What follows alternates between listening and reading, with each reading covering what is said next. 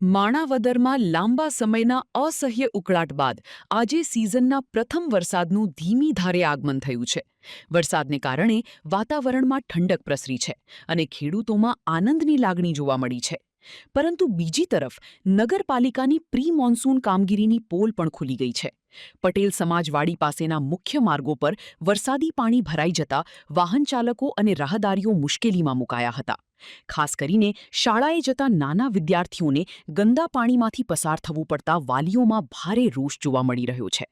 મૂસાભાઈ સોલંકીએ આક્રોશ વ્યક્ત કરતા જણાવ્યું હતું કે સામાન્ય વરસાદમાં જો આવી સ્થિતિ હોય તો ભારે વરસાદમાં શું થશે? તંત્ર દ્વારા પાણીના નિકાલ માટેની યોગ્ય વ્યવસ્થા કરવાની માંગ ઉઠી છે.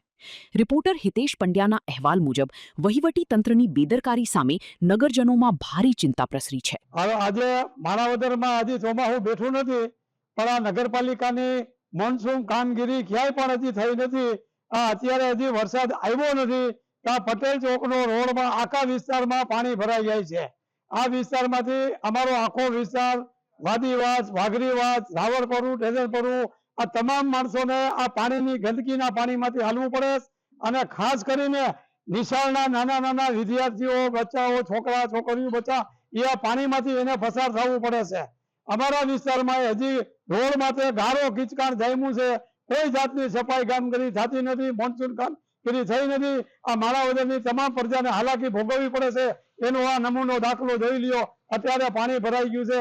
થોડાક વરસાદમાં હજી કદાચ વરસાદ આવશે તો પટેલ ચોકથી લઈ અને સહકારી કાંટા સુધી આખો રોડ પાણીથી ભરાઈ જાય તો માણસને અત્યારે હાલવું ક્યાં, વિદ્યાર્થીને હાલવું ક્યાં, બૈરાઓને હાલવું ક્યાં?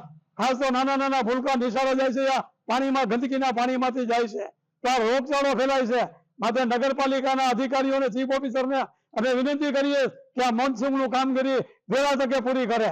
હું મીતલી ગામનો રહેવાસી છું, તુલસીભાઈ લક્ષ્મણભાઈ મિયાત્રા. અહીંયા અમે કારખાનામાં કામ કરીએ છીએ અને આ નિશાળ છે સરકારી.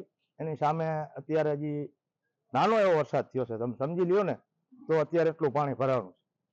વધારે વરસાદ થાય તો શું પોઝિશન થાય અહીંયા?